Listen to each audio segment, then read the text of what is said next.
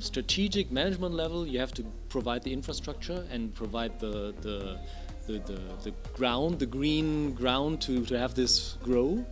To actually have some people dedicated to fostering this, to have maybe some funding available to do pre-seeding of research, all these things, and then the other things happen because, but if you don't do that, the other things will not happen, or only sporadically. Many universities have, for example, business liaison offices or industry liaison office, where they have the organizational power to, organize events and to work out all the legal details and things like that. And that really facilitates collaboration. It's very important.